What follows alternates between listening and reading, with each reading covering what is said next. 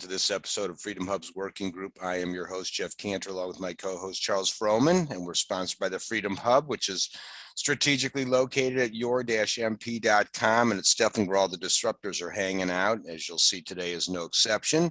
We do have a additional show that we do on the evenings of Wednesdays, and these are the archives to the past videos, but I'll kind of show you a better place to spot those. And that's when you roll over to the main site. So let's take a quick gander.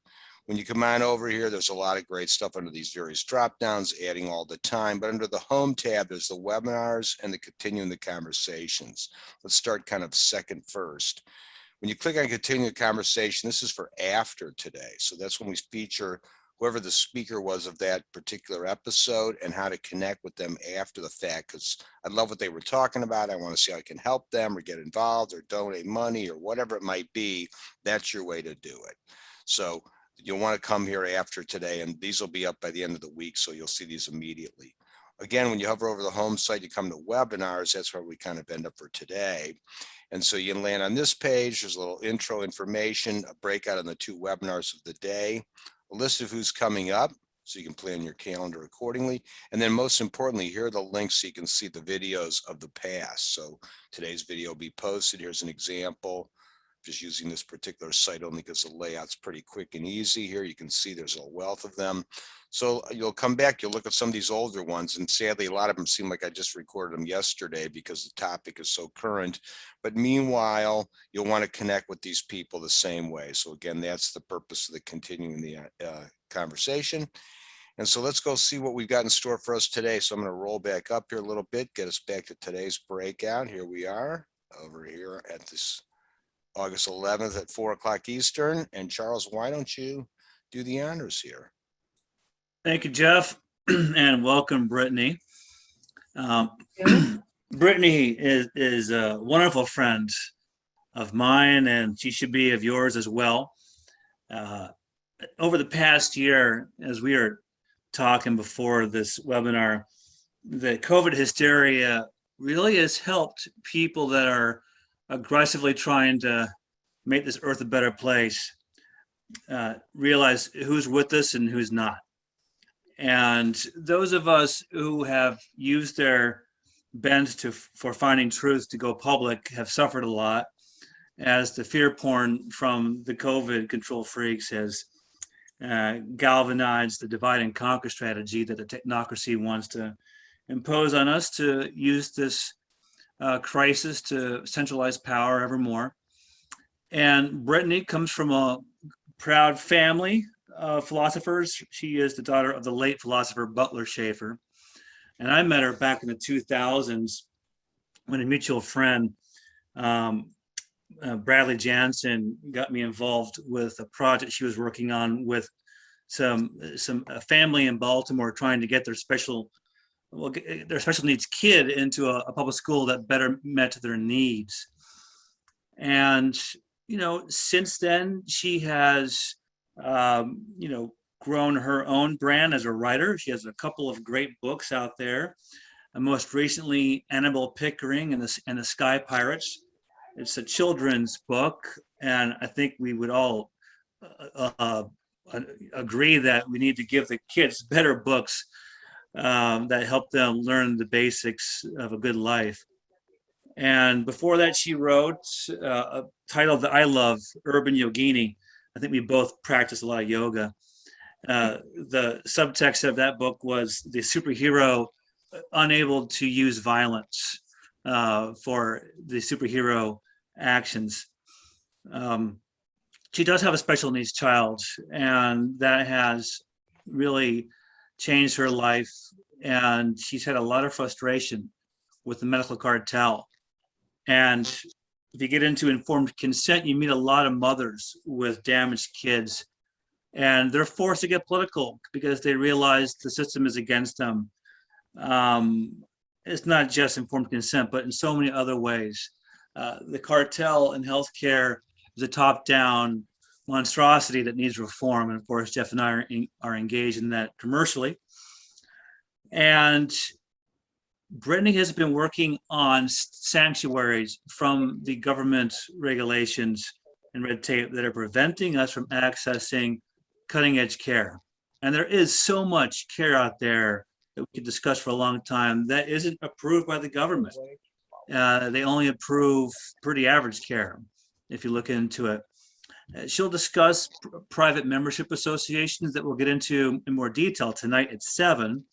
The theory of localism, which is a great theory because it brings together those on the right and the left to realize that, you know, Jefferson's dictum was correct, that you want to devolve government as much as possible so that you can have more influence over what he called the ward republic.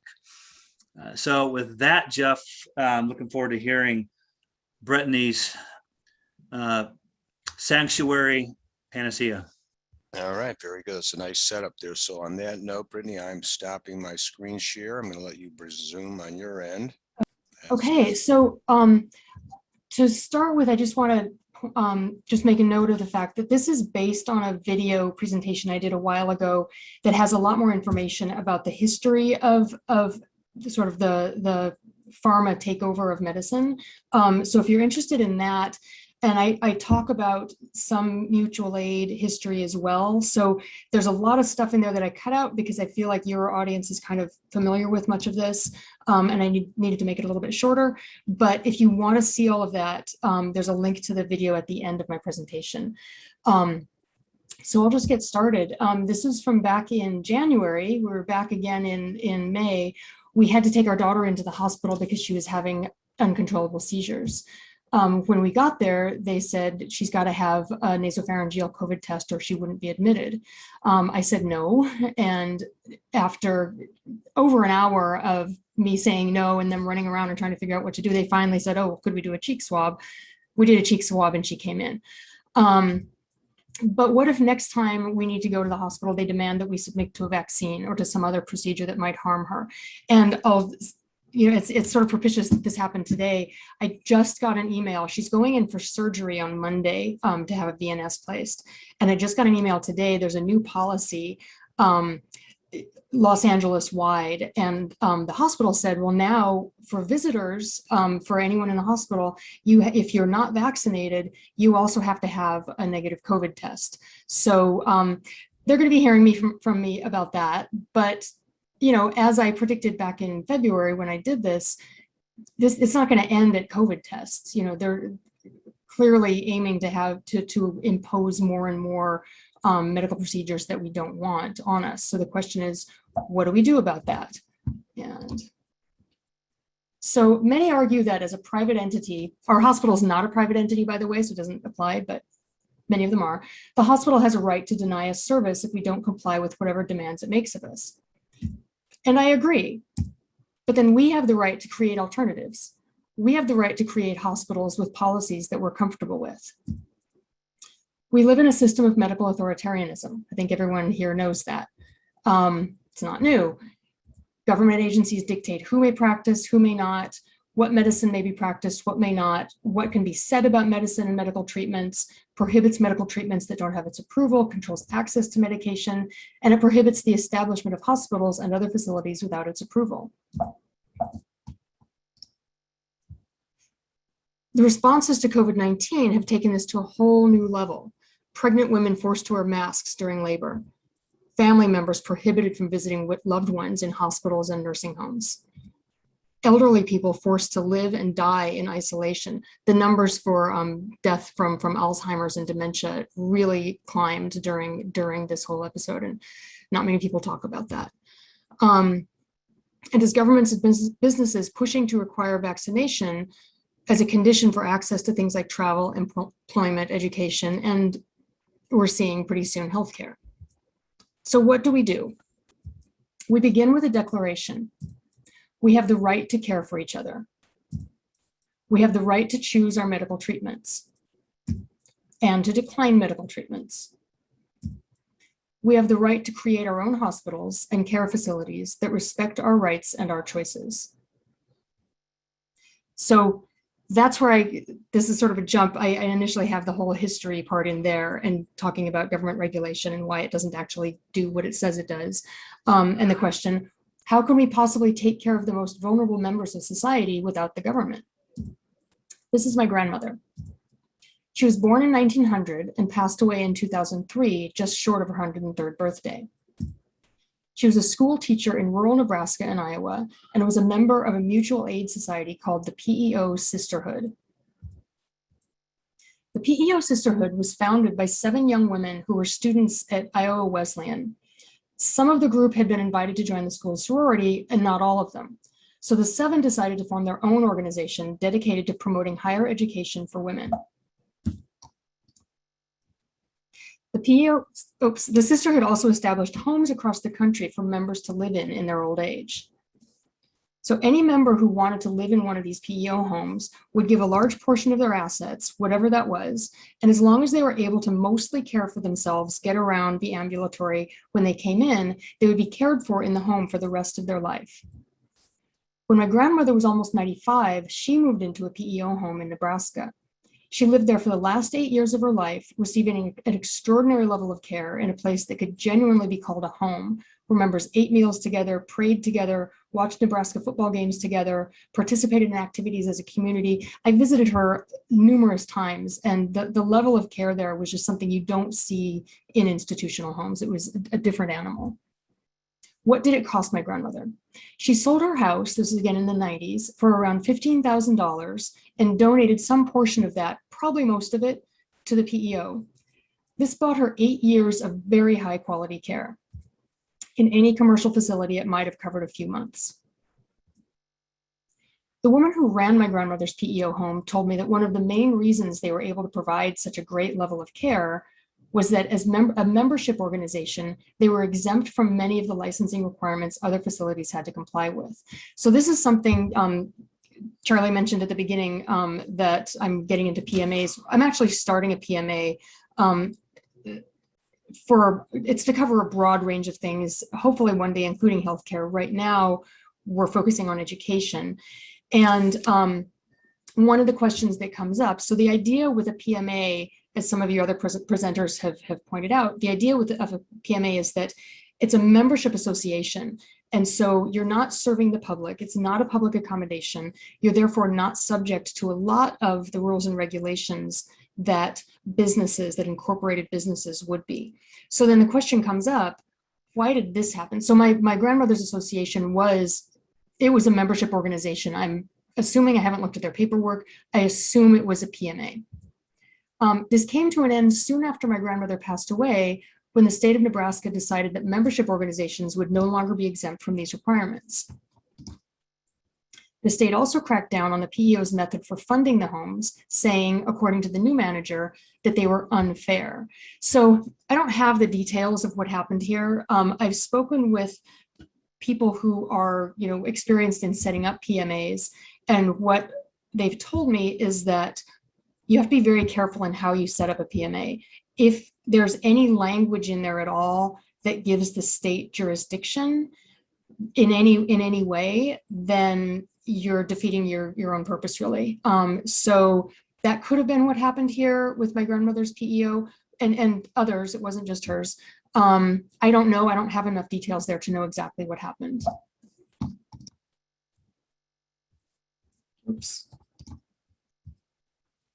So rather than being promised a lifetime of care by their voluntary society, PEO members now, the home is still there. They can still go and stay in the home, but they're forced to rely on Medicare and pay a monthly rate for their accommodation in the home. So it's become a lot more like what's already out there on the market. The woman who ran the home when I was there, when I visited, left because she said they were under these circumstances, they were no longer able to provide the level of care that they once had. This story was repeated across the country, and there are now only a very few PEO homes left, including this one where my grandmother lived, and they're not being run as they once were. So in case it's not clear by now, the state is not the solution to our problems. The state is the problem. So what is the solution? When the British government occupied India, it declared a monopoly on the production of salt. Salt and the salt tax was a significant source of revenue for the British Empire. Salt revenue officials could break into facilities where salt was being produced illegally and seize it. On March 12, 1930, Mahatma Gandhi began his march to Dandi to defy the British government's prohibition on ordinary people making and possessing salt. By the time he reached Dandi, he had been joined by tens of thousands of others who opposed the British monopoly on salt and the salt tax. As he grasped a handful of salt, Gandhi said, "With this, I am shaking the foundations of British Empire." This nonviolent protest became known as the Salt Satyagraha. It inspired civil disobedience by millions across the country, and it was indeed the beginning of the end for British occupation of India. It's time for medical satyagraha. It's time to assert our rights as sovereign beings to live as we choose so long as we don't harm others. What might that look like? It'll look like many different things in many different places. Here's my idea. Sanctuary jurisdictions for medical freedom. Local jurisdictions declaring themselves sanctuary cities and counties for medical freedom, nullifying state and federal laws and orders that violate individual rights and sovereignty, allowing the establishment of independent hospitals and care facilities. But how is that possible? Through the nullification of laws that violate our rights. Nullification can come in many different forms. States or cities voting to nullify or not enforce federal or state laws, states refusing to accept federal money that comes at the expense of local decision-making power, state-sponsored lawsuits against unconstitutional federal actions, local authorities simply refusing to enforce federal or state laws that violate the Constitution or fundamental human rights, and individuals and groups operating as private membership associations rather than as incorporated business entities. Examples of nullification. The Fugitive Slave Act. People just decided, abolitionists who, at the time were not in the majority, simply ignored the act. They nullified it as individuals, and many northern juries refused to convict those who violated the act. Eventually, northern states passed legislation nullifying this federal law. Said abolitionist John Greenleaf Whittier, "Since the passage of the Fugitive Slave Law by Congress, I find myself in a position with respect to it, which I fear my fellow citizens generally are not prepared to justify. So far as that law is concerned, I am a nullifier." William Lloyd Garrison agreed. The nullification advocated by Mr. Whittier is loyalty to goodness. Other examples of nullification. More than a dozen states have considered legislation to ban material support or resources for NSA mass surveillance programs in their states. Beginning in '96, states like California and Colorado started passing legislation to nullify federal prohibition of medical marijuana. Sheriffs are especially important. Why? Because sheriffs have the legal power to determine which laws are enforced in their jurisdictions and which are not. And because each of them has sworn an oath to uphold the US Constitution and the rights it is intended to protect. Sheriff Mack is, many of you probably know of him, is one of the biggest defenders of this idea. He says, "This is a crucial time in American history, and we actually have a peaceful and effective solution to it. The only thing that needs to happen is your local officials, especially your sheriff, keep their oath of office." And I have a link to his association at the end too. We saw this in 2020. Many sheriffs across the country refused to enforce their state's lockdown and mask orders.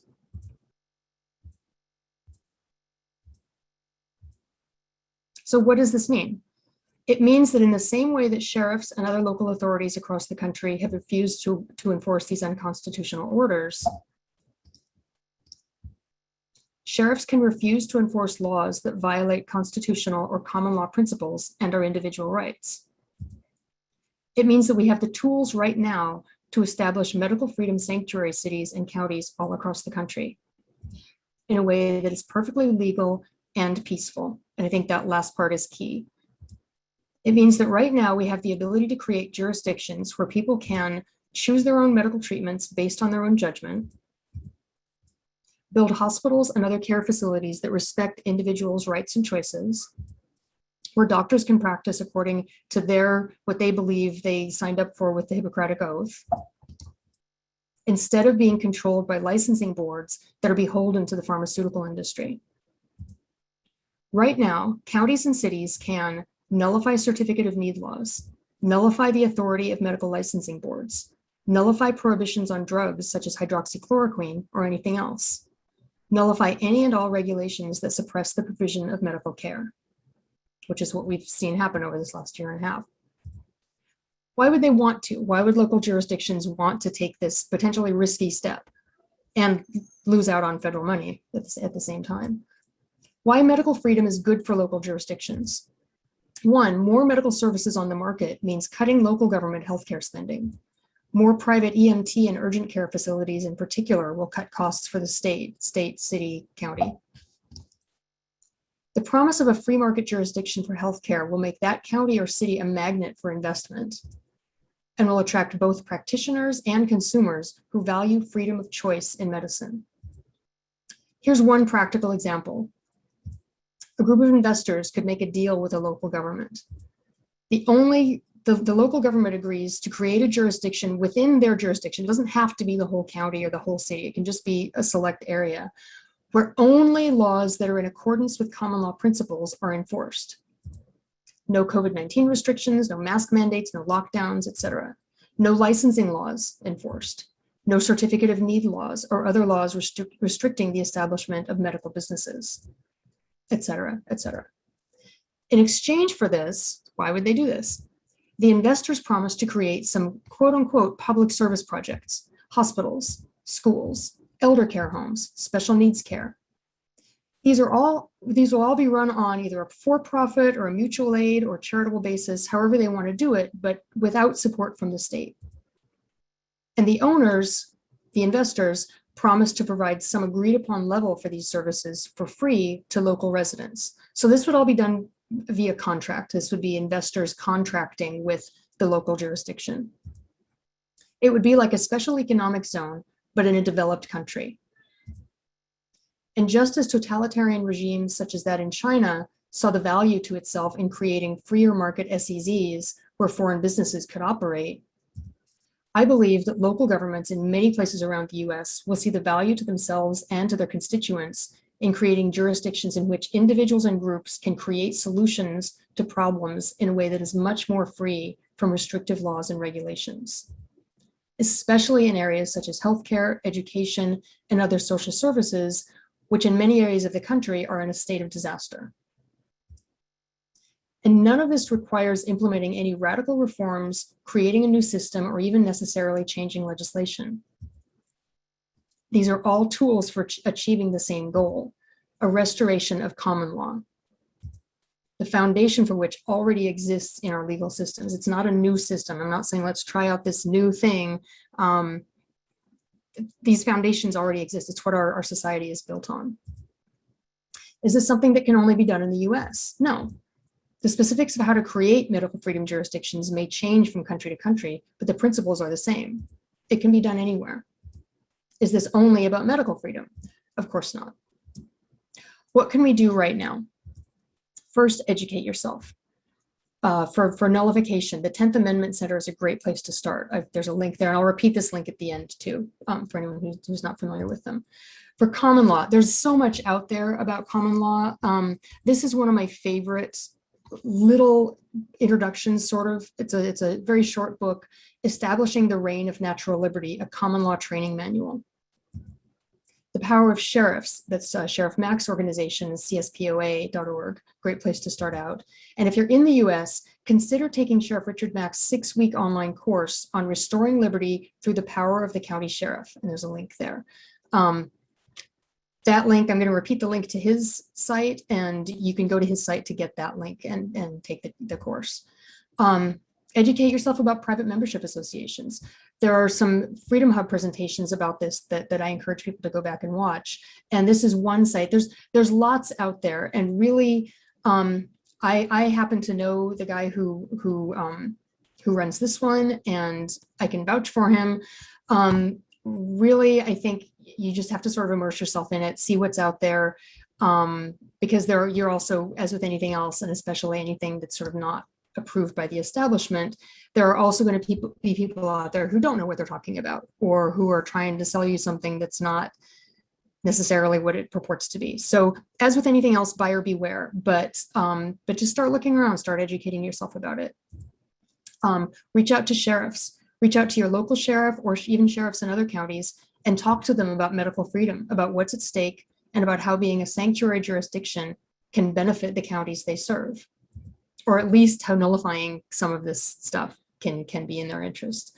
Talk to them about the oaths they swore to uphold the rights protected by the Constitution. Connect with others and build community. So here are some great places to do that. People's Rights, this is Ammon Bundy's group, peoplesrights.org.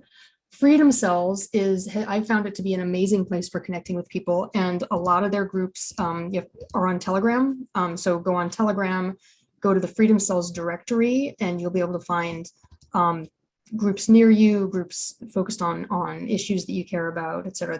They've been really great. The Empower movement, this is about holding people accountable. It's about using notices of liability to hold people who seem to have sort of impenetrable power accountable for their actions.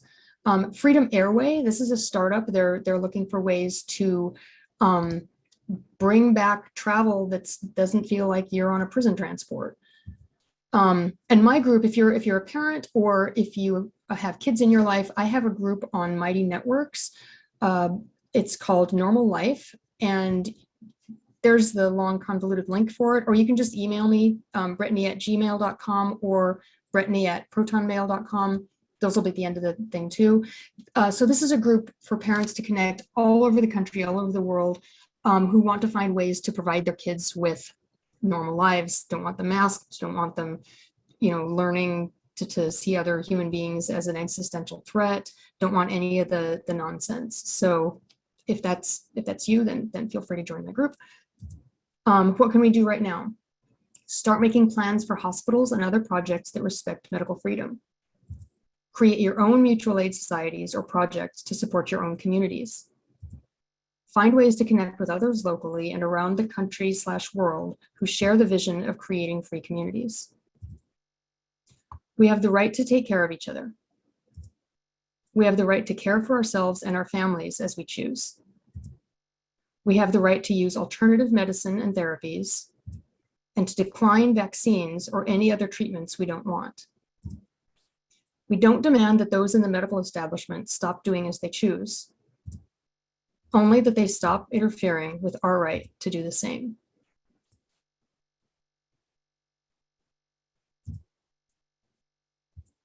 So that's it. Here are my links. I'm just going to scroll through this and I'll come back to this. My links, my blog, email. This is the Free Open Fellowship is the PMA that we're starting up. My Mighty Networks group, my podcast, my longer video is here, or you can just go to YouTube and search my name. And these are the links to People's Rights, Freedom Cells, et cetera, et cetera. So I'll go back to the first one and just kind of scroll through these. So yeah, that's it. Sounds very good. One of the things that you pointed out, and you just kind of were in it for a minute there, and this is a great little topic, this little sidebar, is the idea of the sheriff. Because everybody just thinks that sheriffs and police are like the same thing in many ways, or that sheriffs are associated with little towns, and in the bigger town we have police. What would you say to the layperson? What's the distinction between the two? Well, so so first of all, I should also say I'm not a lawyer. I'm not a legal expert. So this is my understanding of the difference between the two. The sheriff swears an oath. Police officers may also swear an oath, but oftentimes the police department is an incorporated entity. So it's, a locality doesn't elect the chief of police. The sheriff is an elected office. And so the idea is the sheriff, I mean, in theory, all these people work for us, but we know that's not how it works. The sheriff is the one who has, jurisdiction over what laws are enforced and what are not. And he's not part of any incorporated police department. So he has an independence that police departments don't have. And again, this is my understanding. Sheriff Matt could do a much better job of explaining that, but yeah, that's a good way to frame it, because that is, idea that a direct representation because it's an elected position. So I understand that's very good. So let's open up some other different questions. Let's see what else we got here from a number of people in the audience today. I'm wondering, hey, Charles, if you got something you want to kind of start out with? Sure. Brittany, that was a fantastic presentation. I think people love learning or being reminded about the uh, advocates out there who are leading the charge on more local rights to, follow their bliss and offer cutting edge services to people that want them. In your research and networking, maybe through that PMA group or others, what advocates and entrepreneurs out there have you met recently that inspire you, and about which we should know, that are making some progress in all these things you're discussing? Because there's a lot of good outlines on how to do it. Maybe there's less examples of actual doers making headway in this area. Yeah, I get that's a tough question. What I've seen that's impressed me the most so far are really the groups that are bringing people together. So there's another one I should have added here because I just discovered it, and I'm going to see if I can dig it up on another app as we're talking. So the freedom cells have been phenomenal as far as pulling people together and in a way that that makes it easy for people to connect locally. And one example of that, and this was actually through People's Rights, not through freedom cells, but there was an incident in Oregon, I believe, where a woman took her elderly mother into a hospital for, I think she had a UTI or something. And the daughter was not allowed in with her. And they held her overnight to treat her. The next day, they wouldn't allow the daughter to come in and see her, to talk with her, to take her out. They said, no, we're going to continue holding her. And I mean, there were, and the mother was not in a condition, she had some dementia, that the daughter wanted to hear this from her if this was true. And so what happened was people connected with each other. She put out the call to her local People's Rights group, told them what had happened. And, like 20 or 30 people showed up at this hospital and just staged a protest. They eventually got the mom released. I mean, it shouldn't have to come to that, but these are the kinds of situations that we're seeing now. And to have networks and not networks like social media networks, not like, oh, hey, I know you on Facebook, but networks of people who are really connecting locally and can support each other locally, I think is critical. That's where I've seen the biggest, the things I've been most impressed with have been like freedom cells, People's Rights, and then this other one, which I think is just called freepeople.org. And it's a listing service. So it's like an employment. You can look for jobs there. You can post jobs there for people who, don't want to have to get a vaccine to go to work, or, and I'm not finding it now, so I may send this to you later, but I think it's called freepeople.org. And there, it's a clearinghouse. It's a place you can go where, let's say, and I'm hearing lots of anecdotes from people who are actually losing their jobs because they don't want to get the vaccine. And so this is a place you can go and connect with people and, post a job, find a job, that kind of thing. So that's the stuff I've been most impressed with. The things that need to happen, I haven't really seen practical things. I feel like we're just kind of on the edge right now. I mean, as an example that pops to mind, something that we could really use are blood banks that take blood from people who have not been vaccinated. There's a big concern with taking, if you need a transfusion, if you need blood for surgery or something, do you want to expose yourself to the blood of somebody who's been vaccinated? So, blood banks who could provide, clean blood.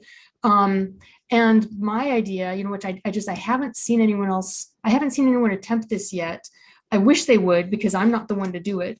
But what we really need to have out there are emergency care facilities. We need urgent care ER centers where people's rights will be respected, where if you break a leg or really need emergency care, can't avoid a hospital, you can go there and they're not going to demand that you stick a swab up into the recesses of your nasal cavity or take a vaccine that you don't want. So these are the things we need to make happen now. And, and I don't mean like a big, huge, massive hospital. I mean, like just something small if these started popping up in localities around the country, that would be huge. So the projects that I see that need to be happening, I haven't seen them happening yet. What I'm seeing are great ways of connecting people. And that's the start, really. Very good. That was great. The thing I was going to say is it's interesting to see all these different organizations like you were showcasing, which we'll definitely have those featured, and we'll make sure they're all appearing in the continuing the conversation area. So that's why that's such a critical part of what we do. Is that these organizations are surfacing. It's like people just suddenly make things happen, and that's the thing that people fail to realize is that you really are the power yourself. You don't have to keep looking to vote for somebody or hope some law gets passed, and even if it does, it's always chopped salad compared to what you thought it was going to be. So there's no question around that. So that's good. And as you mentioned that, I have a colleague, Charles may not even know this, but the guy's been reaching out to me the last several days. He's under the throes of losing his job in California because he won't do the vaccine. Jeez. Well, I will get you. Yeah, I'll get you that link. I'll send that to you so you can at least share that around. Yep, definitely. All right, very good. So let's see what other questions we've got here from anyone that's out there. It is a hot topic, especially that PMA thing. That's really an exciting area to go. And it's like when we lost the lodge doctors, just to wait while somebody pops a hand up. But a lot of people don't, the Mason, well, not the Masons, that was a little different, but like the Lions, Lodge of Lions and the Kiwanis and stuff. And everybody's like, what are those for? Well, originally they were for healthcare. Because if you join, kind of what you were describing, you paid a fee and then you had a lodge doctor. And so then you could just go to the lodge and see the doc with no charge all the time.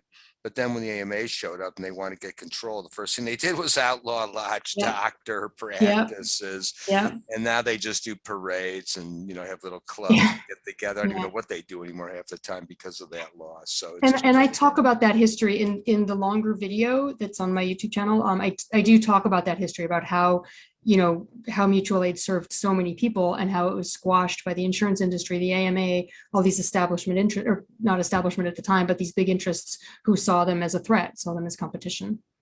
Yeah. And somebody was asking about this similar direct primary care physicians, but that's definitely a whole different animal. Those are basically doctors, which could be like a normal everyday doctor that would be at a clinic, a normal hospital. So they're a typical run-of-the-mill doctor, but they're on their own and they're only getting paid in cash. They basically abandon insurance. So they may be, homeopathic or naturopathic, but typically not. More often than not, I see the direct primary care physician field populated with just regular conventional doctors that like pills and surgery. And, they're hardly any different than ones you would go see at some hospital system. But this is different. Now, would you say with what you're talking about, these PMAs are mostly going to be, natural herbs and that kind of doctors and food and diet, Ayurvedic and or whatever? I do hear about a lot of people using PMAs in order to do that, and it's mostly about being able to share the information, because if you're advertising to the public talking about a lot of alternative treatments, the FDA can come down on you. Whereas with the PMA, if you're just dealing with your members, now there have been a couple of cases. There was one case with a chiropractor where the FDA, he was operating as a PMA. The FDA came in and said, hey, your PMA status doesn't absolve you of having to abide by, I guess chiropractic was illegal in the state or city where he was practicing, and he lost that case. So it's not a slam dunk. It's not like it's going to work every time, but my understanding is there are a lot of alternative practitioners who use PMAs as a way to be able to communicate freely and practice freely, where they couldn't if they were an incorporated business. Yes, they just you can go to them and they can talk to you while you're sitting there, but they can't really get any collaboration between patients or talk, like you said, unless you're in this like private membership mentality. So that's good. We did have somebody that chatted in for a minute about kind of do a little rerun on Sheriff Mack and his class and what that kind of is pertinent to. There's a lot of interest in that. Yeah. Okay. So go to his. So let me. And I've seen him speak. He's a fantastic orator. He's wonderful. He's been on my podcast. He's fantastic. It's hard to imagine he was a sheriff. It's like, are you? Yeah, I know. He's so that later became. He's Right. photogenic and he's, very Yeah, conversant. I'm gonna try and go back to where that link was. Doesn't seem to match the profession. No. So basically the idea, so here's information on his group and on his 6-week course. So basically, his whole idea, and by the way, he won a lawsuit against the federal government, against the FBI, was it? I'm blanking on the details now, but he won a major lawsuit against the federal government, having to do with gun rights. And so he's speaking from experience. This isn't just his idea he came up with. He's speaking from his own experience, having gone through this and having, held those in power accountable. So his idea, and I shouldn't say it's his idea. What he's talking about is the power of sheriffs, and it's a power that most people don't know about. That and that we saw a little bit during this past year and a half when these orders came down from the state, illegal orders, by the way, but that didn't matter to a lot of people, saying people have to wear masks, you've got to force people to wear masks, you have to have lockdowns, you got to lock down your restaurants, all this stuff. And in many places around the country, it was the sheriffs who said, no, we're not going to enforce this, and made it clear and told the people living there that they weren't going to enforce it. And so his course is really an education in those principles, and also a practical education in, well, now these principles, what can you do? How do you talk to your sheriff? How do you educate sheriffs? What are the practical things you can do to make this power active, to bring this up so that we can use the power of sheriffs to fight the empire, to fight the powers in the state or even the county and the feds. So that's what that is about. And there's a link, I'm just going to leave this up here, link to his group and to his class. That's good. And you're right. I mean, they are the last legal line we got pretty much. Everything else is just kind of seemingly bought and paid for. Well, and the other thing I just wanted to say, so even in places, with the lockdowns, I don't know if this is clear to everyone, but to me, it just became so clear that the way they control us is through licensing. Even though the orders, like here in California, Newsom's orders have been, a court has ruled that he did not have the power to make those orders. And it was just obvious on the face of it, he doesn't have that power. These are unconstitutional. There's no justification for these. They were illegal orders. And yet across the state, most businesses complied. And the reason they complied for the most part was, either they bought into it all and they thought it was the right thing to do, but even the ones who I've spoken with people business owners who, they know it's nonsense. They know there's no reason for it, but if they don't comply, they're going to lose their license. And it's not because they've broken a law. It's not because the laws are legitimate in any way. It's just that when you're doing business as an incorporated business, you're operating at the pleasure of the crown. They can take away your license for whatever the reason they want to, basically. And so I hope that's become clear to a lot more people. We've seen it in medicine for so long. There's been this tyranny, and we saw it recently with Dr. Paul Thomas, Ken Stoller, lots of doctors who have, and it's mostly been about vaccines. If they speak out against vaccines, Dr. Thomas, 5 days after he came out with his study showing from his own practice, showing the results in terms of long-term health outcomes between children who'd been vaccinated and those who hadn't. Spoiler, the ones who hadn't had much better outcomes. 5 days later, the Oregon Medical Board suspended his license. So it's been clear to some of us for a long time that licensing is a tool for control and for power. But I think the whole country saw that, not just in medicine, everywhere, that if you don't obey, if you don't, go along with their orders, whether they're legal or not, they're going to take away the privilege of having a business. And that's not the way it should be. No, it's kind of goes a much older adage. If you really think you own your home, just stop paying the property tax for a little Mhm. bit and see what happens. Then you'll figure out who really owns it. Yeah. I was going to say, Heather had a comment there about sheriffs. You want to kind of unmute yourself and maybe add a little bit to that?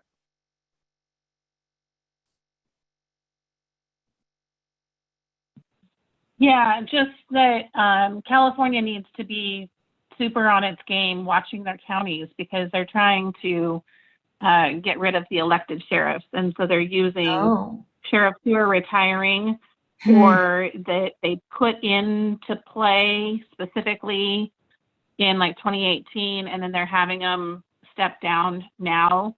And then the county is choosing to fill that seat with a temporary appointed thing, but then they're Wow. going to pass legislation to make them appointed. So California already has, I think, about 15 appointed sheriffs, which means that they're not elected anymore. They're actually hired by the county. Wow. And rather than just paid for by the county, rather than and elected by the people, they're appointed by the county and paid for by the county, which means that they're no different from the police force.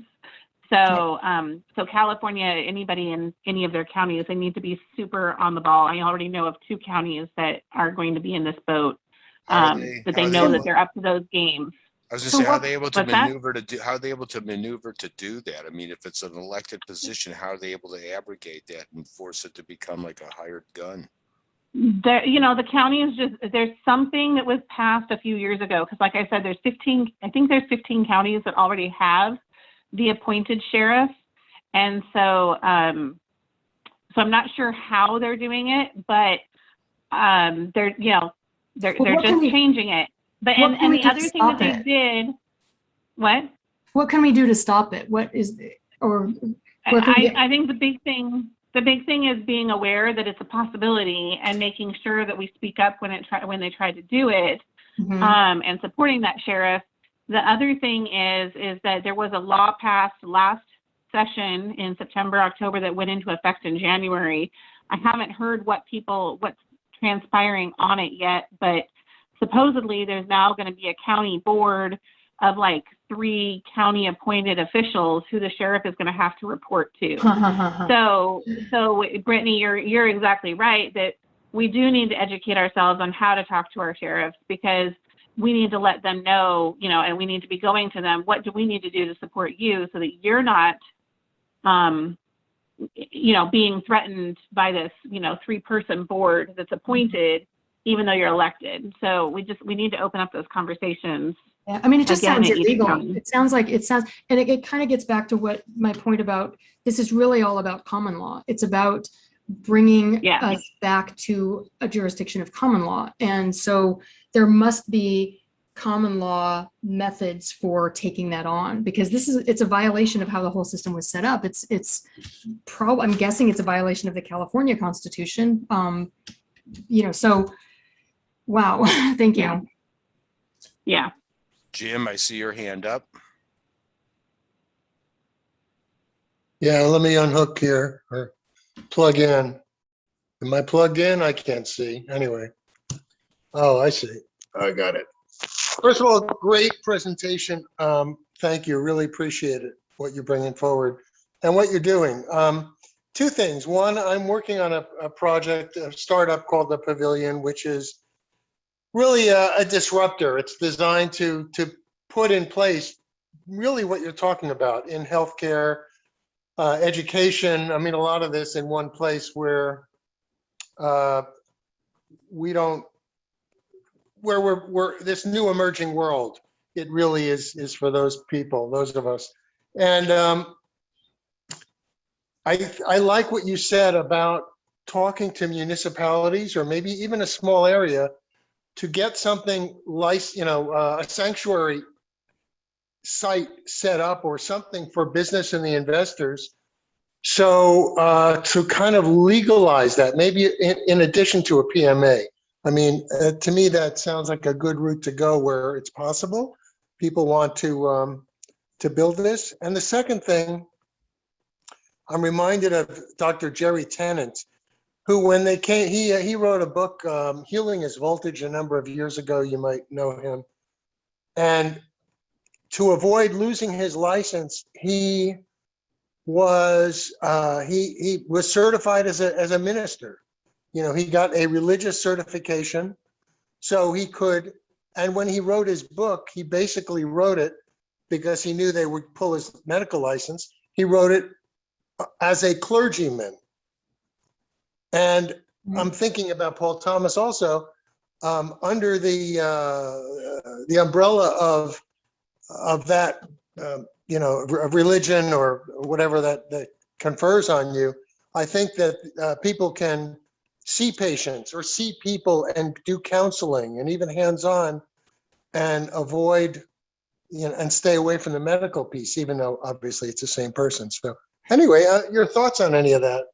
Yeah, actually, so we are setting our PMA up as so the wording is either a ministry or a church.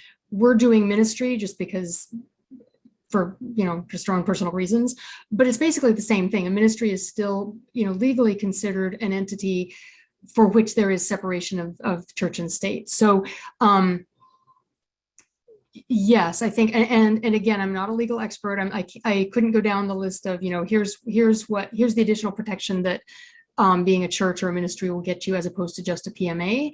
But yeah, I mean, that's how we've chosen to do it. So, and I would, you know, one of my ideas for the future would be to maybe, you know, act as an umbrella organization for practitioners who maybe don't want to set up their own PMA or haven't had the time to yet, to operate under our PMA or you know, someone else's PMA, set up a PMA that can be an umbrella for alternative practitioners. Yeah, nice. Very good. Well, we're kind of getting down to the end here. We got time to slip in a last question if anyone wants to venture one. Again, we are going to have all these sites and stuff featured in the continuing the conversation. In fact, let me go back there for 2 seconds and let's take a quick peek here just to remind everybody. So when you're back on the site and you're hovering over the home tab, continuing the conversation, that'll take you to this particular page. And you'll be up here coming this first of the week. And you just click on any particular one and you'll see, and let's see if we can try one here as an example. So it'll take you over to that particular person. There'll be a bunch of information connects to those videos that they did and any information as far as connecting with them and stuff. So we'll have all the Bretigne stuff showcased over here that way. So that'll be good. And then remember too, come back to the webinars tab itself. And as you come to the bottom, this webinar will be posted down here on all 4 of the same video on all 4 of these different channels. So just, you know, knock yourself out and go take a look at your favorite one and circulate it accordingly. We definitely appreciate the shares. And I was going to say, Bretigne, we are running out of time here. So I want to thank you very much for making us a little wiser today. Yeah, I hope I've maybe inspired some people to come up with some different kinds of different ideas for projects. Because I feel like we really are at this on the edge of something where, you know, there's been a lot of movement in getting people together, and now it's like, well, what do we do? What are the solutions? And there are so many things that desperately need solutions, and we need to start really thinking nuts and bolts. Very good. Thanks again.